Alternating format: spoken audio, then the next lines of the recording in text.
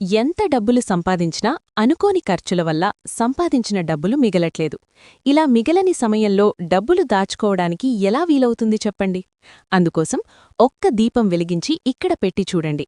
మీకు అనుకోని ఖర్చులన్నీ తగ్గి ఖర్చులు మీ అదుపులోకి వస్తాయి. ధనం నిలకడగా ఉంటుంది. శ్రీ మైసమ్మ తల్లి జ్యోతిష్యాలయం. ప్రేమ, పెళ్లి, భార్యాభర్తల సమస్యలు, డబ్బు, కోర్టు, కుటుంబ, వ్యాపార, వ్యవసాయ సమస్యలు, నమ్మిన స్త్రీ లేదా పురుషుడు రావడానికి వశీకరణ చేయబడును.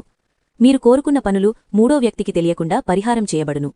మీ పేరు, ఫోటో చూసి ఫోన్ ద్వారా అన్ని వివరాలు, మీ జీవితంలో జరిగేది, జరగబోయేది చెప్పబడును. గురూజీ శ్రీనివాసరావు గారు.